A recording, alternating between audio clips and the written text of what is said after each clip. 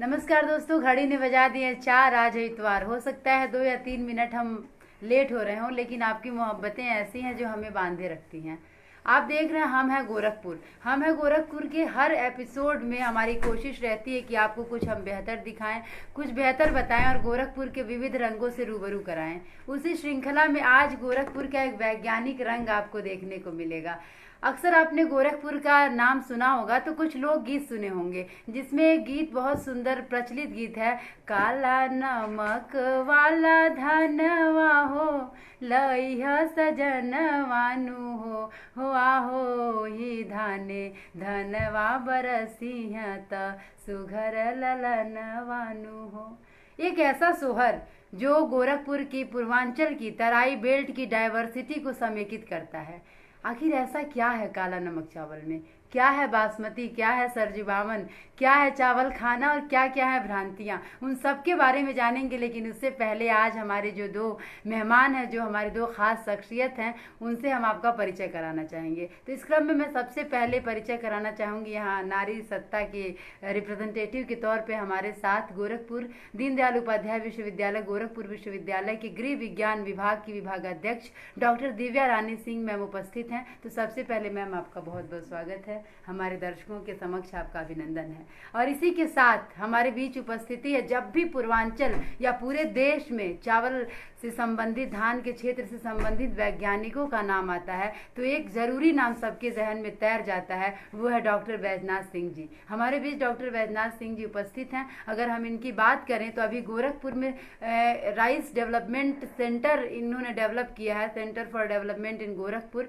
और इनका एनजीओ ही नहीं बल्कि इन्होंने फिलीपींस समेत दुनिया के कई देशों में काम किया है। बिस्रा यूनिवर्सिटी में आप डायरेक्टर रहे, कटक यूनिवर्सिटी को आपने नया आयाम दिया और भारत के विभिन्न संस्थाओं को आपने चावल के क्षेत्र में शोध करने के लिए नया आयाम दिया, सपने दिए और सपनों को उड़ान भरने के लिए रंग भी दिया। तो ऐसे बैजनाथ सिंह सर, प्रणाम सर, आपका बहुत बहुत अभिनंदन है। तो दर्शकों, आप अपने पसंदीदा लोगों को टैग करते जाइए और अपने प्रश्न तैयार रखिए और हम प्रश्नों से जुड़े रहेंगे। तो आइए सबसे पहले प्रश्नों की शुरुआत हो सर, बातचीत शुरू किया जाए। तो बातचीत के संदर्भ में सबसे पहले सर आपसे एक प्रश्न है। अभी कुछ दिन पहले एक खबर आई अस्तित्व में कि सब लोग बात कर रहे हैं कि चीन ने निर्णय लिया है इस बार वो भारत से चावल आयात करने वाला है, और वो भी खासकर ब्रोकन राइस। तो उस संदर्भ में हमारे दर्शकों को थोड़ा बताएं कि आखिर भारत के टूटे चावल को क्यों लेना चाह रहे हैं। देखिए, ये तो हम कहेंगे कोविड-19 की करामात है, या भारत चीन जो पूर्वी लद्दाख में युद्ध चल रहा है उसकी करामात है जी। वैसे तो चीन पूरे विश्व में जो है सबसे ज़्यादा चावल इंपोर्ट करता है, करीब 40 लाख टन जी। और ये पहली बार हुआ है कि इस दिसंबर के महीने में खबर थी कि करीब 1 लाख टन चावल जो है वो इंडिया से इंपोर्ट करने वाला है जी। और उसमें जो सबसे दुखद बात ये थी कि हमारे यहाँ जो बासमती राइस है वो करीब 1000 से लेकर के $1200 प्रति टन है। उसने ब्रोकन राइस इंपोर्ट किया और ब्रोकन राइस जो है $300 है, मतलब कि जो हमारा बासमती राइस है उसका 1/4 है। 1/4 है जी। तो इसका मतलब कि वो सस्ता चावल खरीद रहा है, और जबकि बासमती जब हम एक्सपोर्ट करते हैं तो उसका 1000 से 1000 से लेकर के $1200 प्रति टन होता है, जो कि मिडिल ईस्ट, यूरोप, अमेरिका और सारे देशों को जाता है। तो फिर हमने सोचा कि ऐसा क्यों कर रहा है, तो फिर हमारे दिमाग में बात आई कि चाइना में वो राइस मतलब चावल एज सच वो नहीं खाते हैं जी। वो नूडल्स बना के खाते हैं। तो नूडल्स बना के खाते हैं। और हमारे यहाँ जो है हम नूडल्स तो नहीं बनाते हैं, लेकिन साउथ इंडिया में इसका जो है फर्मेंट करके डोसा और इडली वगैरह बनाते हैं। तो हमारे यहाँ के लोग यदि नूडल्स खाना शुरू करें, कि जब मैं बचपन में था तो देखता था कि हम लोगों के घर में जो है वो चावल गेहूं का वो सेवई बनाते थे लोग, बूढ़े लोग, समय मशीन नहीं थी, चावल का चेहुआ फारा बनाते हाँ, करवा तो चौथ पे। चावल का भी बनाते थे लेकिन चावल का नूडल्स नहीं बनाते हैं। तो अब हमने सोचा और हमने कई लोगों से बात भी किया वो न्यूज़ पढ़ने के बाद कि हम क्या इंडिया में मतलब, और चावल बड़ा सस्ता है हमारे यहाँ, और स्पेशली मैं अभी बासमती राइस उगाया था अपने फार्म पे। तो बासमती राइस में यहाँ पे राइस मिल जो है, जो हर घर में आता है ट्रैक्टर पे, वो चावल टूट जाता है। तो उसमें जो खुद्दी कहते हैं ब्रोकन राइस है वो ज़्यादा निकलता है। जी। तो अच्छा, ब्रोकन राइस को जब मैं बेचना चाहा तो वो 10 रुपया किलो। अरे हमने कहा ये तो बहुत वो कम दाम में मिल रहा है, तो हम बासमती क्यों उगाएं यहाँ पे। तो फिर मैंने एक हमारी सिस्टर है उनको हमने दिया। हमने कहा कि देखिए इसका क्या, इसको पीस करके क्या हम नूडल्स बना सकते हैं या चपाती रोटी बना सकते हैं। जी। और बड़ा बढ़िया एक्सपेरिमेंट हुआ, वो हमारे घर भी आकर के बनाई और उन्होंने आटा पिसवा करके उसका और उसकी रोटी बनाई।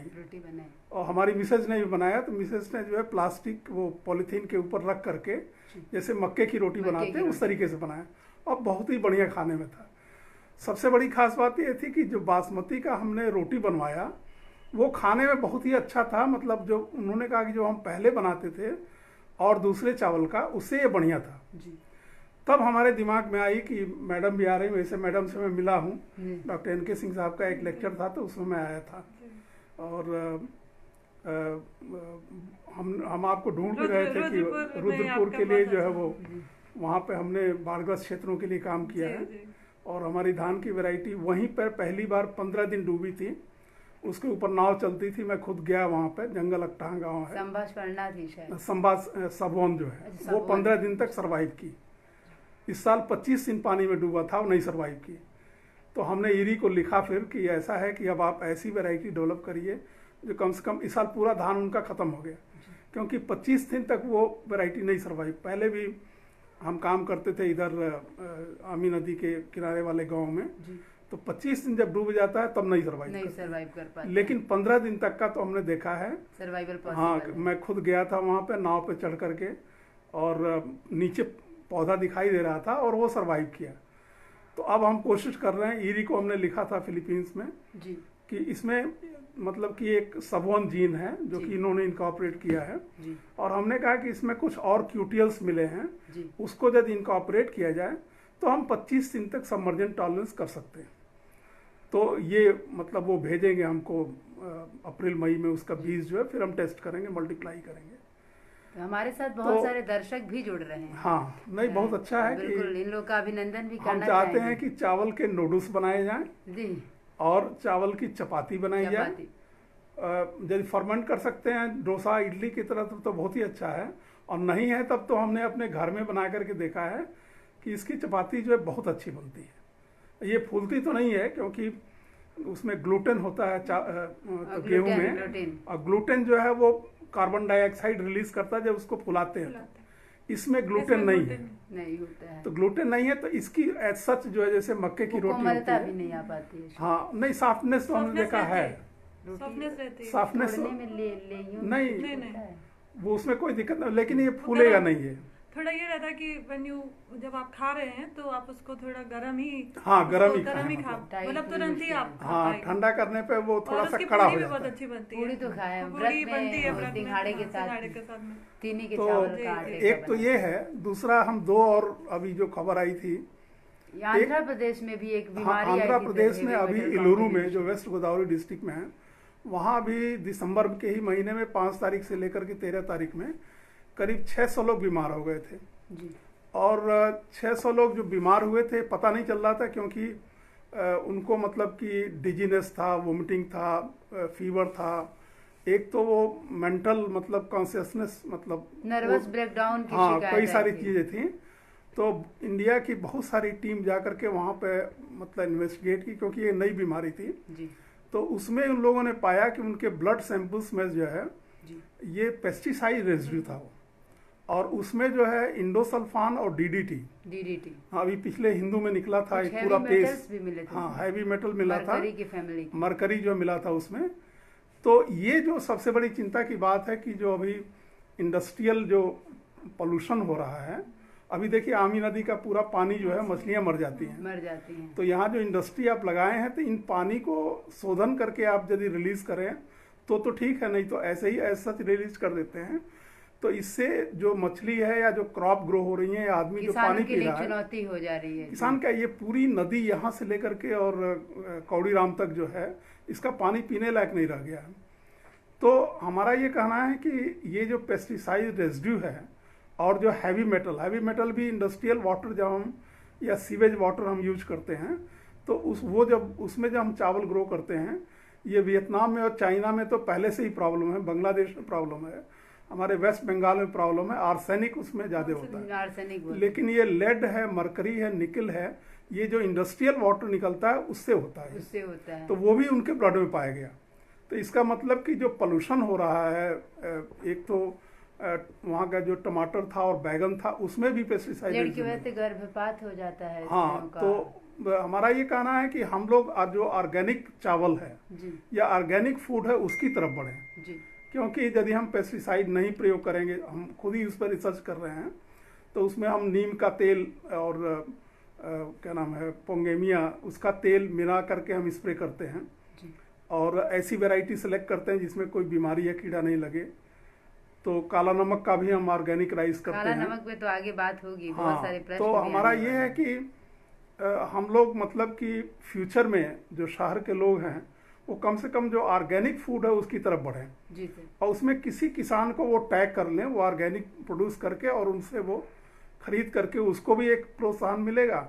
और शहर के लोग भी, जो आजकल पोल्यूशन बढ़ रहा है, आपको बता दें कि चाइना और वियतनाम, चाइना में तो ये हालत है जी कि आज वो 40 लाख टन जो चावल इंपोर्ट करते हैं, वो इसलिए कर रहे हैं कि उनका जो चावल है उसमें हैवी मेटल आ गया है। जी तो उनके लोग हांगकांग जाते हैं खरीदने के लिए दूसरे देशों का चावल, क्योंकि उनको राशन लगा है कि 15 किलो या 10 किलो ही चावल आप जो इंपोर्टेड राइस है वो खरीद सकते हैं। जी तो वो कैटल फीड में यूज करते हैं, और हांगकांग से जो है तो दूसरे देश का, मोस्टली इंडिया का जो चावल है, या डायरेक्ट तो चाइना नहीं करता है, लेकिन हांगकांग के थ्रू जो है जी वो इंपोर्ट करता है और फिर वहाँ से अपने लोगों को देते हैं।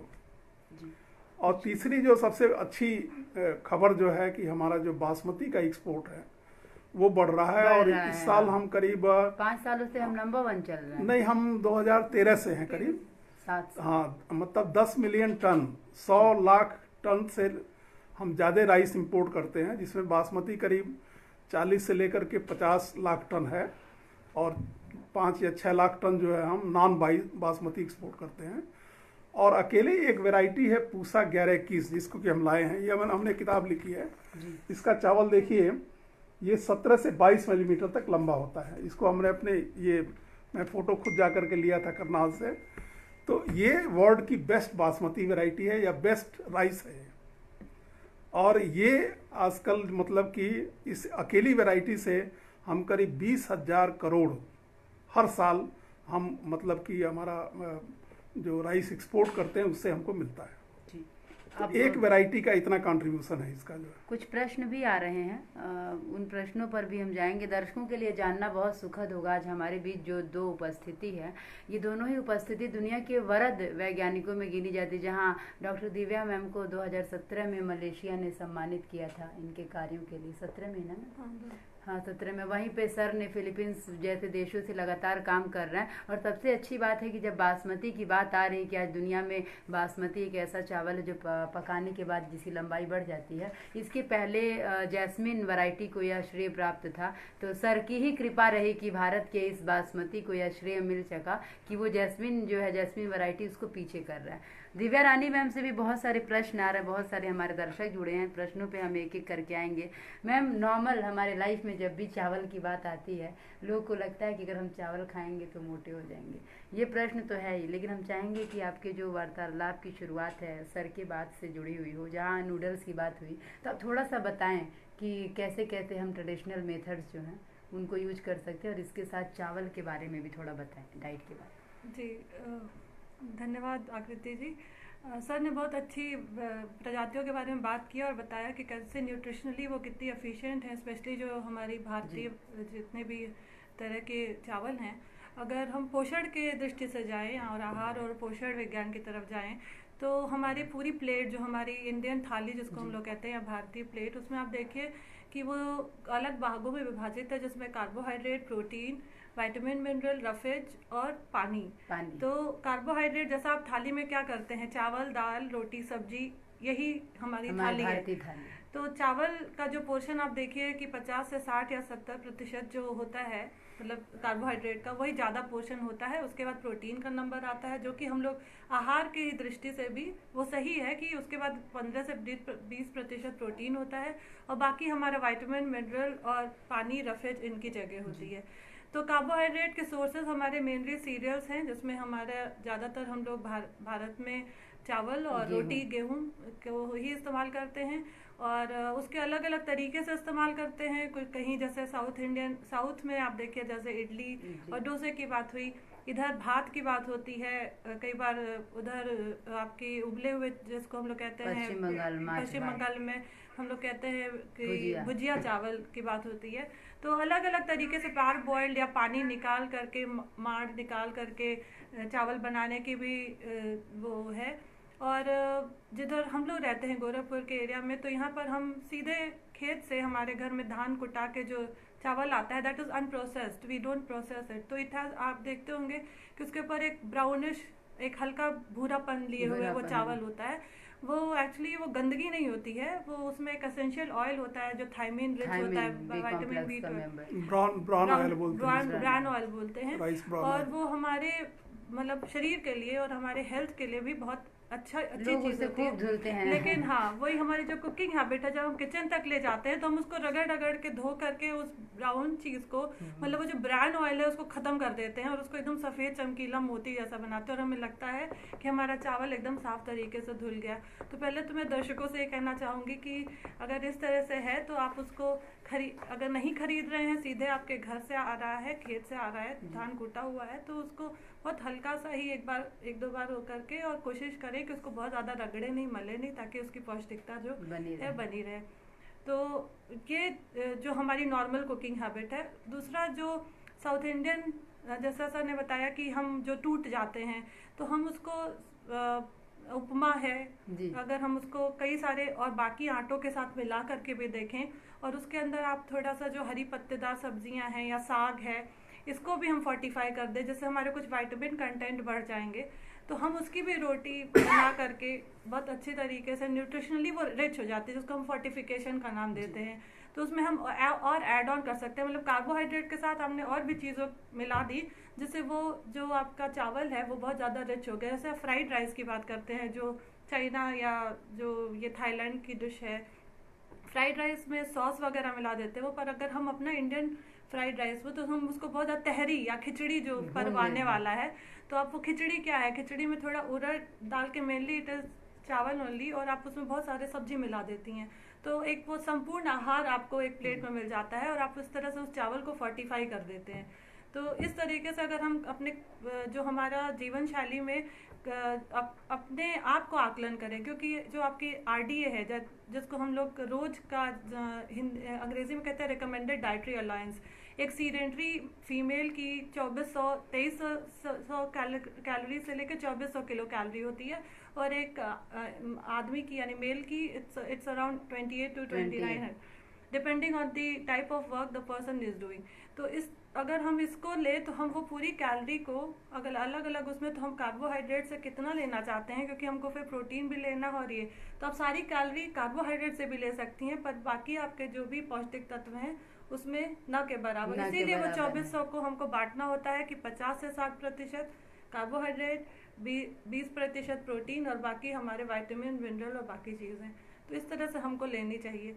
फिर आपने बात की हमारे ट्रेडिशनल, तो हमारे जो पारंपरिक भोजन बनाने की विधियां हैं वो बहुत सुदृढ़ थी, उबाल कर, भाप द्वारा, और भाप द्वारा बहुत पौष्टिकता इंटैक्ट रहती है। जैसे फरा का आपने नाम लिया, चेहुआ फरा का नाम लिया, तो उससे जितने भी उसके अंदर न्यूट्रिएंट्स हैं वो सब इंटैक्ट रहते हैं, और दाल को स्टफ करते हैं आप उसमें चावल के आटे की रोटी बना करके, तो जब आप दाल की जगह आप बहुत सारी और चीज़ों की स्टफिंग करके आप उस तरीके से भाप द्वारा उसको बना सकते हैं। और भी चीज़ें हैं, जैसे कि आप दाल का दूल्हा नाम आपने सुना होगा, दाल पीठा जिसको कहते हैं, तो उसको जब दाल उबाल करके और इसी चीज़ को बना के और उसको दाल के साथ लोग खाते थे, तो दाल का दूल्हे के नाम से इधर वो चीज़ बहुत ज़्यादा फेमस है। फिर जब खमीर उठा के, कई बार आपने देखे हो कि चावल की कांजी, वो जो हाँ, माड़ होती है, कांजी। कांजी देते हैं जब बच्चों को डिहाइड्रेशन या इस तरह से होती है, तो वो कांजी भी लोगों को बहुत फ़ायदा करती है, बड़ों को भी फ़ायदा करती है, पर बच्चों में स्पेशली दिया जाता है। बच्चों में कुपोषण दूर करने के लिए भी माड़ का उपयोग बहुत लोकोक्तियों में द्रोणाचार्य जी, की माता भी उन्हें देती थी देती दूध थी, की बजाय। जो कि क्योंकि वो बहुत ज़्यादा उसमें एनर्जी होती है और वो बच्चों को बहुत अच्छे से सुपाच्य भी होता है। तो इस तरीके से अगर हम अपने खाना बनाने की विधियों में भी थोड़ा थोड़ा परिवर्तन करें, और फोर्टिफिकेशन सबसे बड़ी बात है, दर्शकों से मैं ये कहती हूँ कि वो डॉक्टर गूगल को ना देख करके खुद भी थोड़ा अगर वो जी, कुछ बिल्कुल। किताबें उठा के पढ़े, क्योंकि सारी चीज़ों का इलाज गूगल पे नहीं रहता है।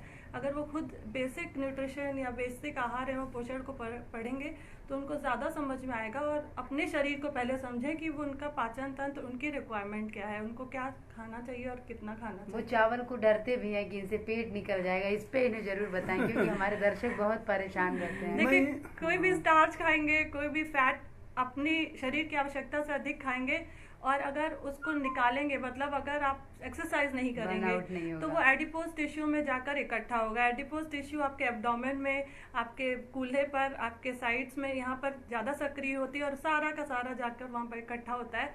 तो आप केवल चावल को इसका भोगी नहीं, आप ब्लेम नहीं कर सकते कि ये केवल चावल की ही वो है।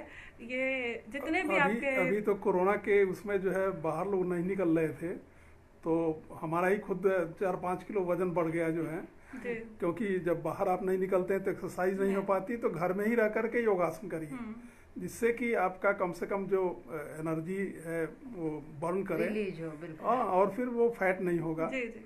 तो हम तो मतलब उतना काम का जितना आपको चाहिए, जितना आप काम करते हैं, एकदम सिंपल सी टेक्निक है कि आप जितना काम करते हैं आपको उतना ऊर्जा, अगर आप उतना नहीं काम कर रहे हैं यानी वो ऊर्जा बर्न नहीं हो रही है, अब उतना एडिशनल अगर आप या ओवर ईटिंग कर ली आपने, तो जाहिर सी बात है आपको वो बर्न करनी पड़ेगी। जैसे आप पूरा का पूरा एनर्जी, आप सुबह उठिए और 1 कटोरी चीनी फाँक लीजिए, मिल गई आपको दिन भर की ऊर्जा।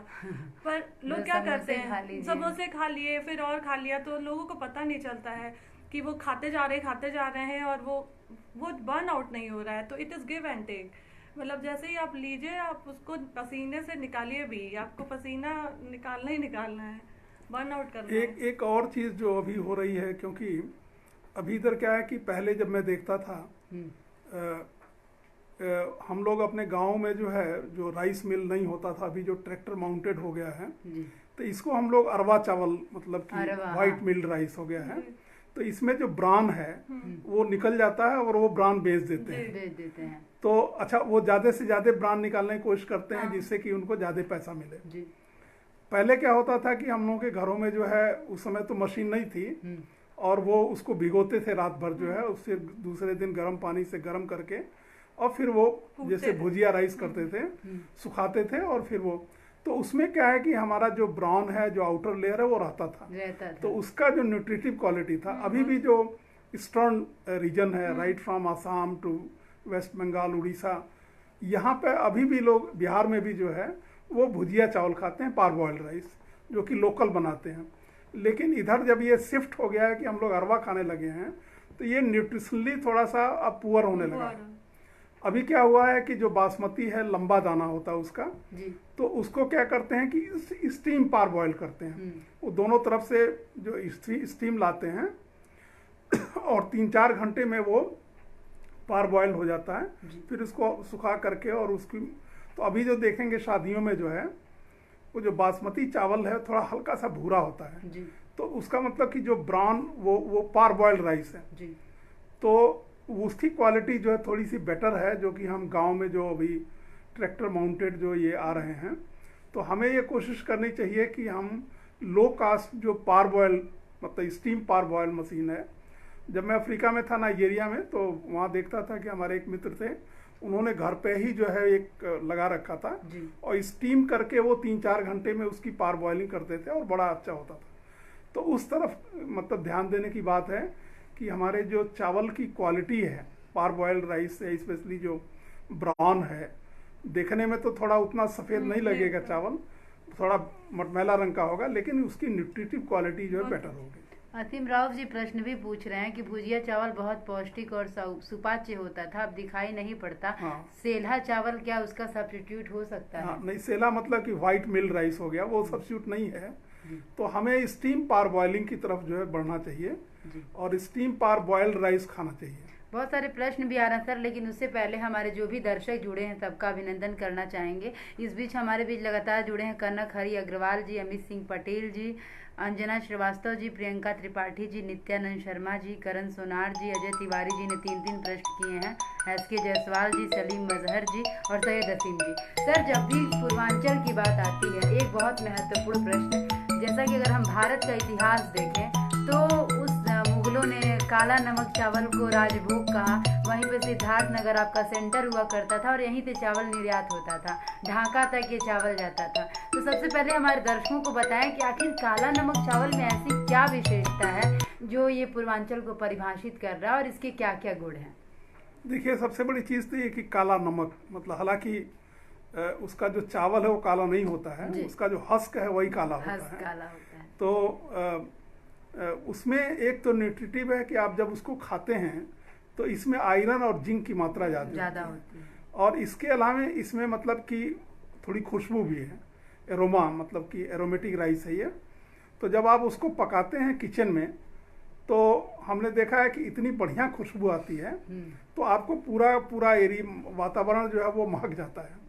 यहाँ तक कि जब हमारे यहाँ जब प्रोग्राम होता है और हम कुक करते हैं उसको ओपन एयर में, तो पूरा एरिया जो है वो महकने लगता है। तो एक तो उसमें एरोमा है, एरोमेटिक है वो, और दूसरा ये है कि उसकी जो आयरन और जिंक कंटेंट है वो ज्यादा होता है। सर ये एरोमा 2AP के कारण हाँ, होता एरोमा है। जो है एक सिंगल रिसेसिव जीन है, उसको BADS2, ये क्रोमोजोम नंबर 8 पे है वो, और रिसेसिव जीन जो है एक 2AP protein fatty acid combination है उसमें, और वो 2 एलाइल प्रोलीन जो है, तो उसके नाते होता है। उसके अलावा और भी बहुत सारे फैटी एसिड कंपाउंड हैं, लेकिन ये मेजर कंपाउंड है। और जब आप गैस क्रोमेटोग्राफी करते हैं तो देखेंगे कि आप एक मेजर पीक आता है और बाकी छोटे छोटे तो उसमें बहुत सारे जो कंपाउंड हैं प्रोटीन और प्लस फैटी एसिड के, तो वो मिल करके उसका एरोमा बनाते हैं उसको।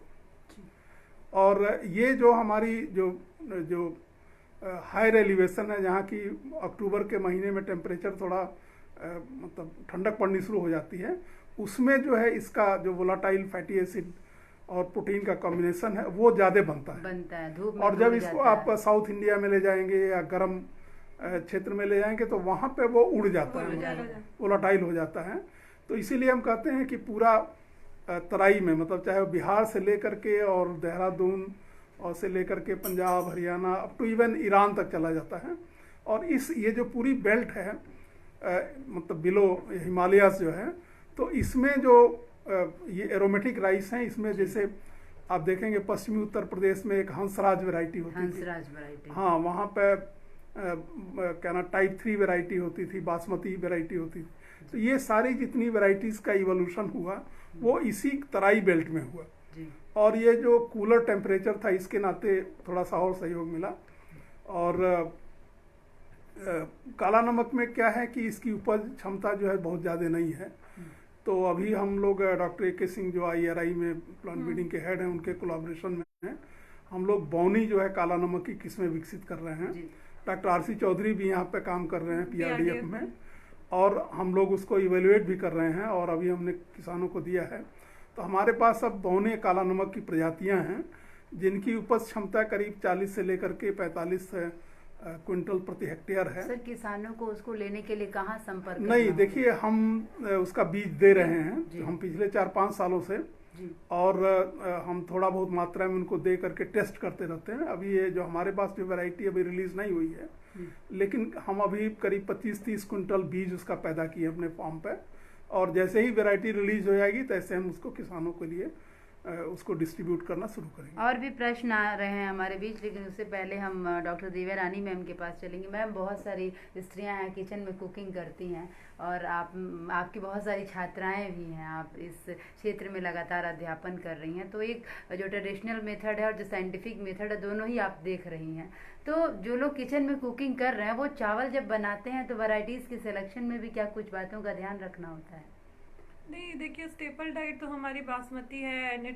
ज़्यादातर किचन में, जैसा सर ने बोला, वाइट मिल जो सफ़ेद चावल है वही आजकल किचन में आ रहा है, क्योंकि वो ट्रैक्टर पे या जो इजीली अवेलेबल है। अगर वो गांव से भी आ रहा है तो उसी तरीके से आ रहा है। पर कुछ जो आते हैं जिनका मैंने वही बताया कि जब आप ले रहे हैं तो आप देखिए कि वो जो ब्रांड है वो इंटैक्ट रहे, वो ब्राउन जो लेयर है वो इंटैक्ट रहे। बिकॉज जब वो मिल करते हैं ना तो वो बहुत ज़्यादा मिल करते हैं, वो लेयर हटा देते हैं, वो बहुत महंगा बिकता है 1 किलो। हाँ, अगर आप यहाँ पे चौरी चौरा के पास राइस मिल वगैरह है, आप देखिए वो बहुत टन्स उठाते हैं वो हस्क, और वो अच्छा मिल कर देते हैं। बिकॉज उसके बाद वो कुछ वो एंडोस्पर्म बचता है, वो मतलब फैट, वो खाली दैट इज स्टोरेज है वो बचता है। बाकी आपका पूरा ऊपर का लेयर जो है, मतलब एडिबल पोर्शन में भी वो ऊपर का भी उठा ले जाते हैं। तो व्हाट इज लेफ्ट, तो ये कार्बोहाइड्रेट का वही कंसेप्ट है जैसे स्टार्च रह गया। अब स्टार्च में भी कुछ पोर्शन आप जो खाते हैं तो वो चावल दाल बनाने के नाम पे, तो उनको ये इस चीज़ का ध्यान रखना चाहिए। अगर अफोर्ड कर सकते हैं तो ब्राउन राइस है, मार्केट में अवेलेबल है, अगर अफोर्ड कर सकते हैं। नहीं तो कोशिश ये करनी चाहिए कि जब मिलिंग से पहले कोशिश ये करें कि खुद लेके जाएं, और जब थोड़ा सा अब उनको बोलें, अगर ज़्यादा क्वांटिटी में मिलिंग करा रहे हैं तो बता दें कि भाई ऊपर की ही लेयर जो है वो हटाइए और ब्रांड रहने दीजिए इंटैक्ट, वही हम अपने घर में ले जाएंगे। जैसे कुछ लोग गेहूँ देते हैं पिसाने को तो बता देते हैं ना कि उसमें ये मिला देना, ये इसको हाँ ऐसे कर देना, या दलिया पिसवानी है। तो उसी तरह से थोड़ा सा धान कुटवाने के समय भी लोगों को अब थोड़ा सा ध्यान रखना चाहिए कि वो कहाँ ले जा रहे हैं, उनके पास कौन सी टेक्निक अवेलेबल है। मैम, बहुत सारा एज ग्रुप ये देख रहे हैं। और एक अजय तिवारी जी का जो प्रश्न है, इन्होंने हाँ ये दामिनी और जो पॉइनियर के बारे में पूछा इन्होंने। तो देखिए, दामिनी में और पॉइनियर के जो हाइब्रिड हैं इसमें फॉल्स स्मट एक रोग है, ये बहुत ज़्यादा लगने लगा, बहुत ज़्यादा लगता है। और अभी क्या है कि जब दामिनी में तो इतना ज़्यादा लगता है कि जब आप हम लोग कंबाइन से हार्वेस्टिंग करते हैं तो पूरे एरिया में जो पीला पीला हो जाता है। तो इसको जो है एक दवा है प्रोपिकोनाजोल, जो टिल्ट के नाम से बिकती है, और इसका जब 2 स्प्रे कर दिया जाए, जैसे कि जब वो उसका जो पौधा जो जब गाभा में होता है, मतलब गाभा में, हाँ PI स्टेज बोलते हैं, पैनिकल इनिशिएशन में, उस समय उसका स्प्रे कर दिया जाए। और वो डोज थोड़ी सी बढ़ गई है, पहले वो 100 ml हम लोग करते थे पर एकड़ के लिए, अब वो 250 से 300 ml है।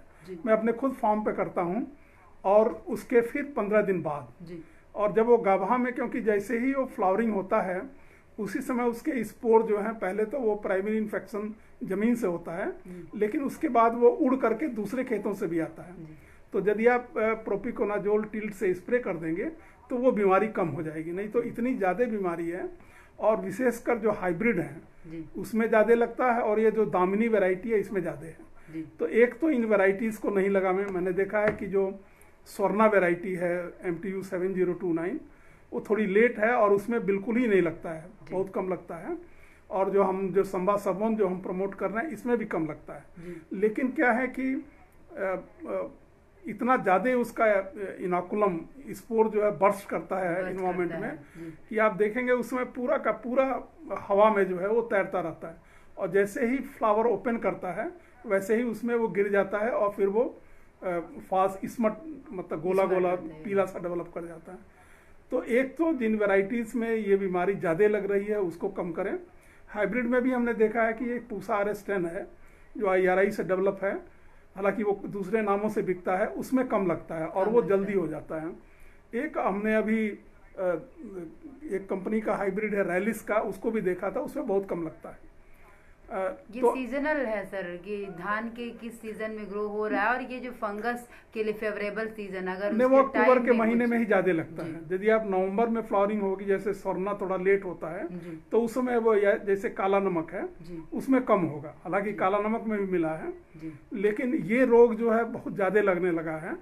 और मैंने देखा है कि इसका जब चावल पकाते हैं तो उसकी क्वालिटी बड़ी खराब हो जाती है। मैं एक गाँव में काम कर रहा था और देखा कि जब वो फैला करके सुखा रहे थे उसमें सारे में पीला पीला पूरा गेहूं का सारी धान में जो लगा हुआ था। खतरनाक केमिकल्स भी हाँ, रिलीज होते खतरनाक हैं। केमिकल रिलीज होते हैं और वो उसको बेच दिए थे वो, फिर वो दूसरा चावल खरीद करके खाए हो। तो हमें ये जरूरी है कि उसको कंट्रोल किया जाए। तो अजय जी का प्रश्न बड़ा अच्छा है, अजय तिवारी का। सर बहुत सारे प्रश्न हैं, चूंकि हम गोरखपुर के संदर्भ में बात कर रहे हैं, जब भी हमारे प्रश्न है उसमें हम गोरखपुर को ना ले तो कुछ तो मैम सर के पास हम आएंगे। उससे पहले आपसे प्रश्न है कि अभी गोरखपुर के भी जो डॉक्टर्स हैं उनसे पता चलता है कि डायबिटीज़ के पेशेंट की संख्या बहुत ज़्यादा बढ़ी है। तो जो घरों में जो लोग हैं डायबिटिक लोग हैं उनके अंदर भी काफ़ी भ्रम रहता है आहार को लेकर। तो चावल से जो संबंधित प्रिकॉशंस हैं, क्या क्या चीज़ों का ध्यान रखना चाहिए, आप हमारे दर्शकों को बताएं। देखिए, डायबिटिक एक बॉडी कंडीशन है, कोई बीमारी नहीं है। इसमें हमारे पैनक्रियाज जो है वो इंसुलिन का जो कम करते हैं या नहीं करते हैं। तो डिपेंडिंग कि किस तरीके का इंसुलिन सिक्रीशन है तो हम उनको कैटेगराइज करते हैं कि उनको किस तरह का शुगर लेवल है।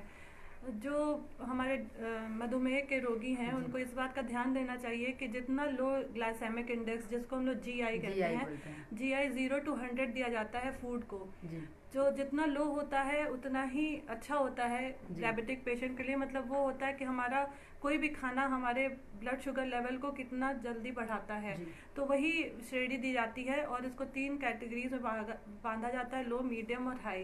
तो जितने भी मधुमेह के रोगी हैं उनको लो GI के खाने की तरफ, और चावल जो है स्पेशली ये वाला चावल जो सफ़ेद वाला है ब्रांड जो है that has a low GI, क्योंकि वो फाइब्रस होता है, उसमें ऊपर वो ऑयल की भी होती है और उसमें सारा पोर्शन होता है जो एडिबल पोर्शन होता है। तो that is very good for मधुमेह के रोगियों के लिए, वो बहुत अच्छा होता है। लेकिन जो मिल्ड राइस है जो सफ़ेद होता है जिसके ऊपर कुछ भी नहीं है, तो उसको अगर सटाइटी है खाने में, लोग कहते हैं कि पेट भर गया, आपने सुना होगा स्पेशली। और मधुमेह के रोगियों के साथ यही थोड़ी सी दिक्कत आती है कि उनको हमेशा लगता है कि, तो उनका जब हम लोग डाइट भी प्लान करते हैं तो चूंकि इसी चीज़ को कि उनका जो शुगर लेवल आराम से रहे, तो हम लोग उनको बताते हैं कि हर 2-2 घंटे पे उनको पौष्टिक और उनके हिसाब से भोजन लेना है। 2-2 घंटे पे जल्दी लेना है, थोड़ा लेना है। तो हम उनकी पूरी RDA को छोटे छोटे भागों में विभाजित करके उनको पूरी मील्स देने की कोशिश करते हैं। इसीलिए लो GI का। और चावल की जहाँ तक बात है, अगर उनको सटाइटी यानी संतोष तभी प्राप्त होता है जब वो चावल खा लेते हैं, जैसा कि वो कहते हैं। तो चावल ना खाए तो पेट नहीं भरा। तो उसमें वो माड़ निकाल कर उनको 2 से 3 चम्मच, जब उनको लगे कि हाँ उनको, वो भी हफ्ते में 1-2 बार वो कोशिश करें कि, या कभी 1 चम्मच भी अगर उनको रोज खाना भी है तो, लेकिन उसका वही तरीका बेस्ट है कि जो स्टार्च है वो रिमूव कर दिया जाए और उसका माड़ निकाल के और फिर वो चावल वो खाएं और उसको फोर्टिफाई कर ले बहुत सारे सब्जियों के साथ, तो उनको और पसंद आएगा। और खिचड़ी अगर उसको निकाल के और फिर आप उसमें बहुत सारी सब्जियां मिला लें, सॉटे कर ले, मतलब इवन आप बता रही थी कि विदेशों में भी जो नूडल्स भी लेते हैं उसमें काफी सब्जियां फोर्टिफिकेशन। हाँ, आप देखिए उनका जो जिससे वो बायो फोर्टिफाई कर देते हैं, उनके तरीके हैं जो जहाँ पे है वो उसी हिसाब से। जैसे मैंने बहुत सारे लोग को, वो ब्रेड खुद बनाते हैं। ब्रेड जनरली वो बाजार से उतना ज्यादा नहीं खरीदते, अगर वो ब्रेड खाते हैं तो वो खुद बनाते हैं मल्टीग्रेन ब्रेड, वो फोर्टिफाई करते हैं। बहुत सारे मोटे अनाज, आप सोचिए ये हब था मोटे अनाजों का हमारा पूर्वांचल, मिलेट्स का, लेकिन अब आप देखिए मोटे अनाज हमारे थाली से गायब हो गए हैं। अगर हमें कोई रिसर्च, महंगे हैं और अभी हमें कोई रिसर्च भी करनी है, अगर हम थोड़ा भी खरीदना चाहते हैं रिसर्च पर्पज से, तो भी वो मोटा अनाज बहुत महंगा हो गया है।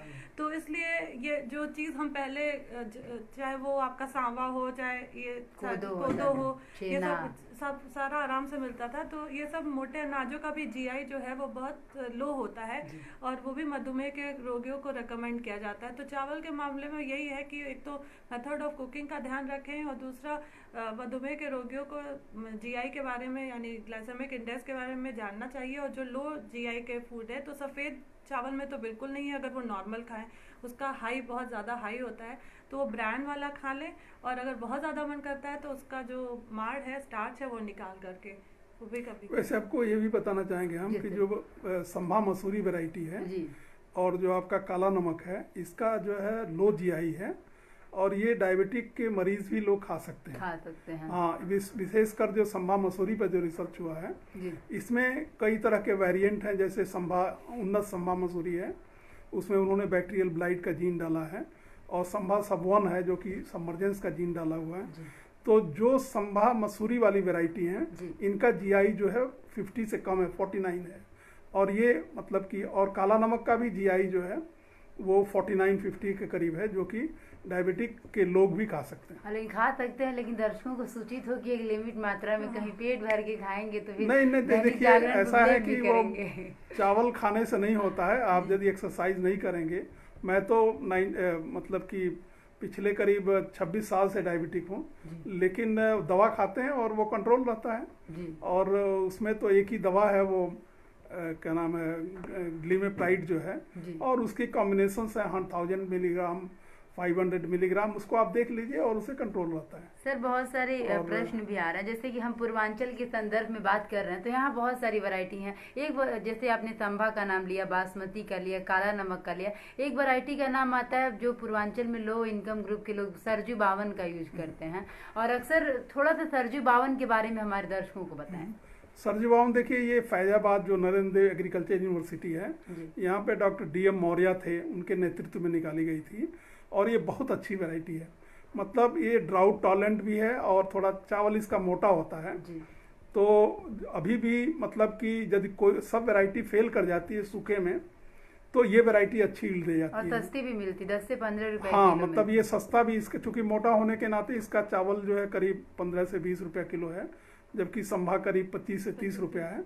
शहर में तो आने पे करीब 40 रुपये का है, मतलब और ज़्यादा है। लेकिन हम अपने फार्म पे करते हैं और जो भी वहाँ से खरीदता है उसको हम 25 रुपये किलो में चावल देते हैं संभा का।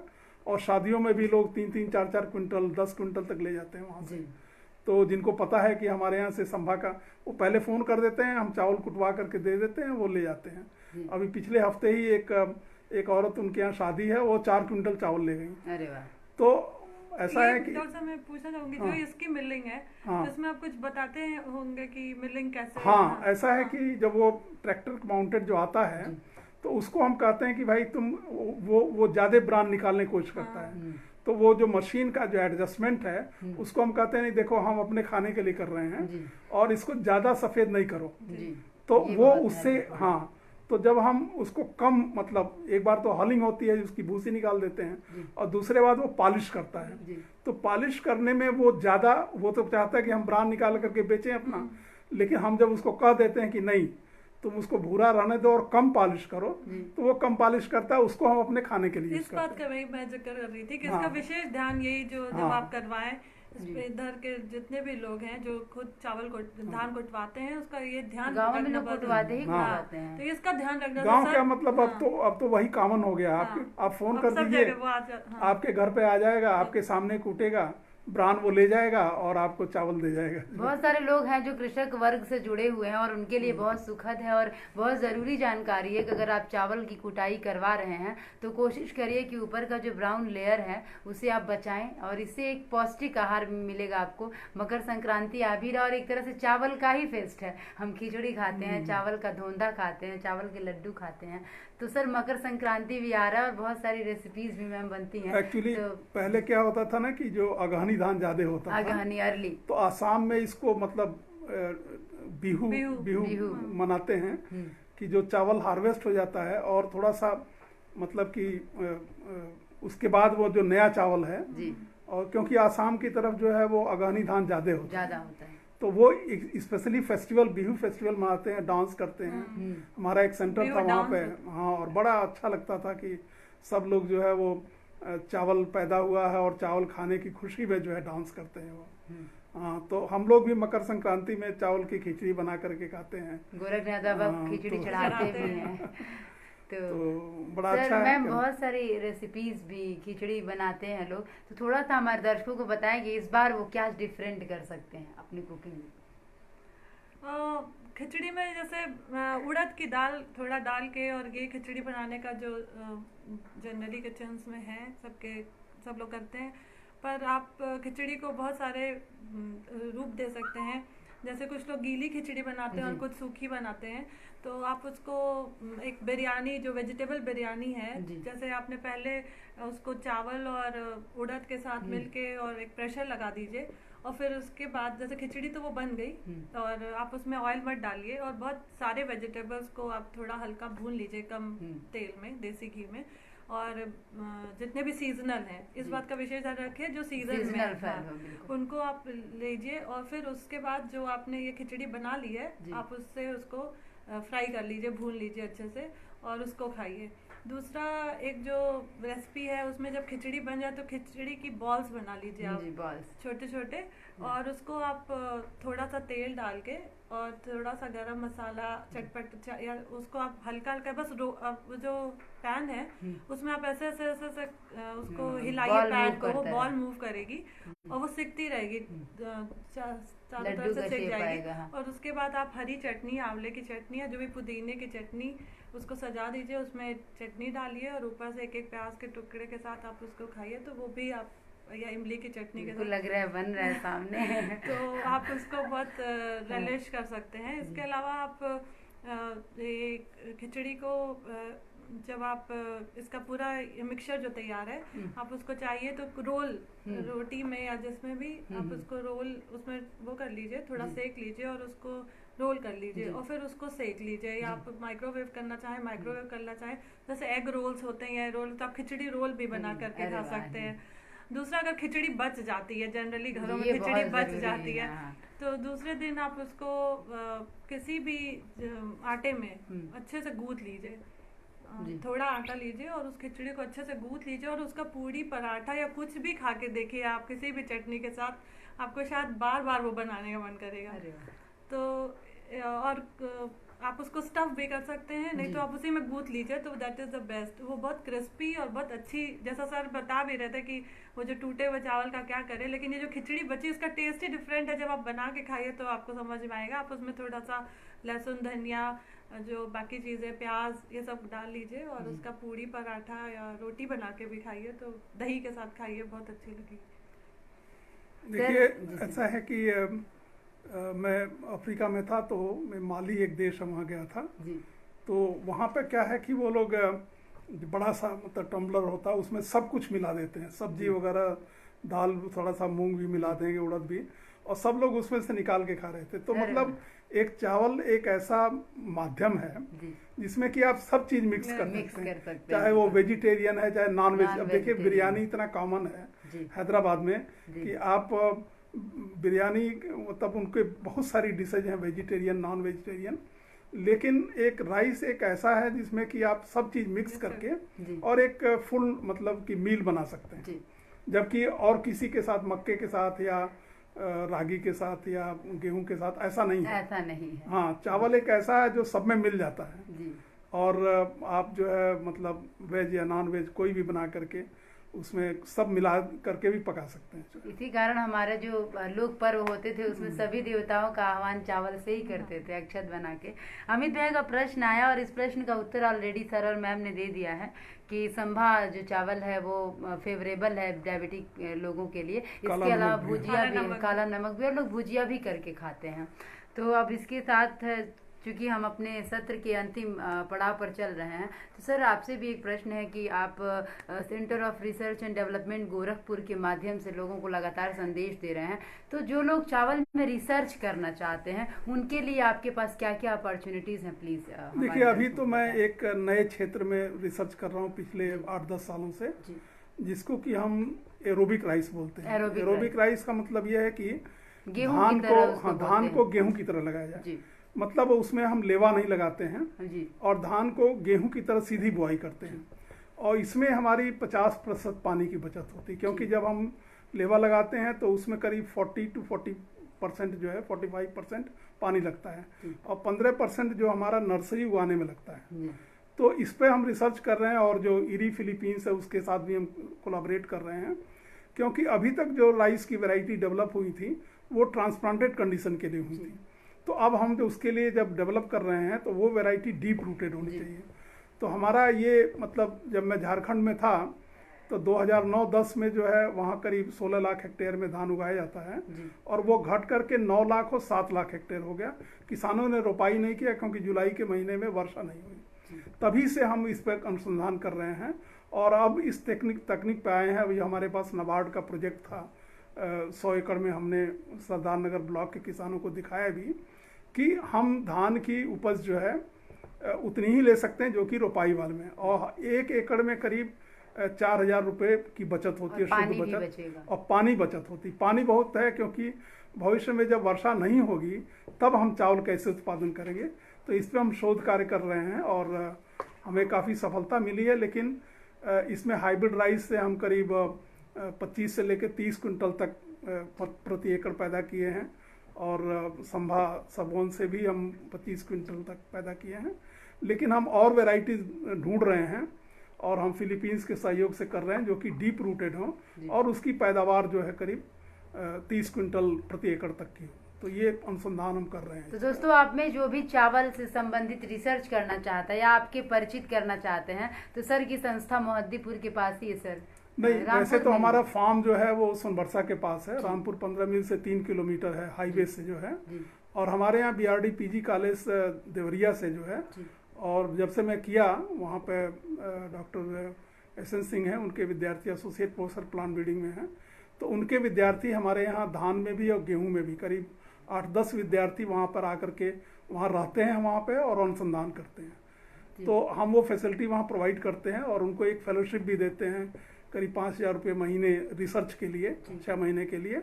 और वो आकर के अपना रिसर्च करते हैं और हमको भी जो हमारी सोच है उस पर वो रिसर्च करते हैं। जैसे कि अभी हमने गेहूं में एक नई वैरायटी डेवलप किया है जिसमें कि 42 ppm जिंक है जी। तो बाकी जो 29-67 है उसमें 32 ppm जिंक है। मतलब ये जिंक जो है वो जो प्रेग्नेंट वीमेन हैं या जो बच्चे हैं 5 साल के कम उम्र वाले, उनके लिए ब्रेन के डेवलपमेंट के लिए बहुत जरूरी है, फायदेमंद है। तो ये हम वैरायटी धान में भी और गेहूं में भी कर रहे हैं कि बायो मतलब कि हाई जिंक और आयरन कंटेंट वाली वैरायटी हो जिससे कि लोग खाएं।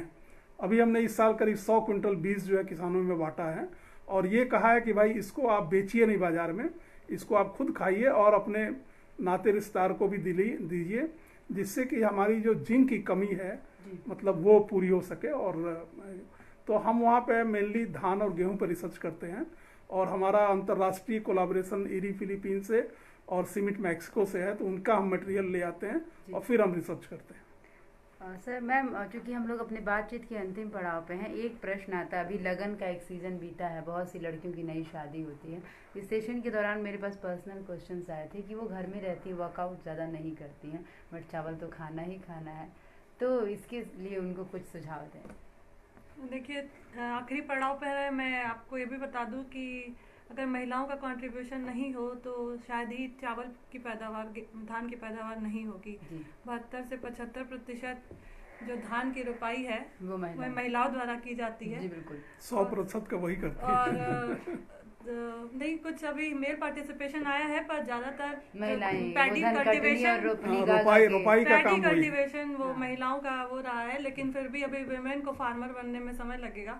दूसरा जो ये आपने प्रश्न कहा कि वो घर में रहती है, तो मैंने वही बताया कि जो हमारी 2400 किलो कैलोरी ऊर्जा है वो हमारे ही विवेक के ऊपर है कि हम उसको कैसे ले। जैसे मैंने कहा चीनी से भी आप पूरी कर सकते हैं। 1 ग्राम कार्बोहाइड्रेट जिसका मुख्य स्रोत मैंने बताया गेहूं और चावल है, वो 4 किलो कैलोरी ऊर्जा देता है। और 1 ग्राम प्रोटीन भी 4 किलो कैलोरी ऊर्जा देता है। 1 ग्राम फैट 9 किलो कैलोरी ऊर्जा देता है।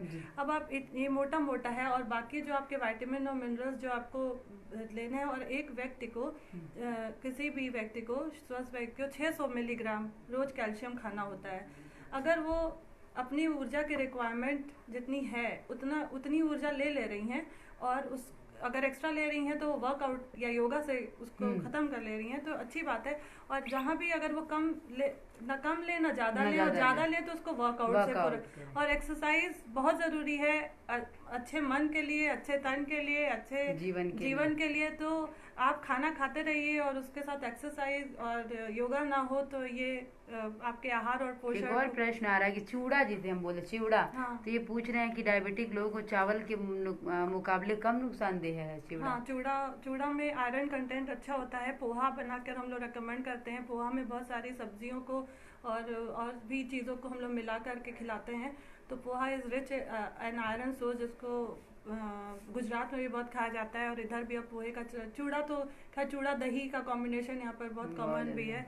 तो शुभ भी माना जाता है। तो चूड़ा इज़ वेरी गुड, और वो इस तरह से है क्योंकि बिकॉज वो एक तो कुटा हुआ रहता है और उसमें आयरन कंटेंट अच्छा होता है, वो डायबिटिक के लिए फाइब्रस होता है, उसमें फाइबर भी बहुत अच्छा होता है, तो वो डायबिटिक के लिए चावल की अपेक्षा ज़्यादा बेहतर है। तो अगर वो चूड़ा दही खाएं तो वो मेरे ख्याल से उनको ज़्यादा फायदा करेगा। मतलब व्हाइट मिल राइस से चूड़ा तो बेटर होता है, होता क्योंकि है। वो आप उसको जैसे हम लोग गांव में पहले लेकिन करते चूड़े थे। के साथ कुछ पाचन की भी दिक्कतें लोगों को आती है।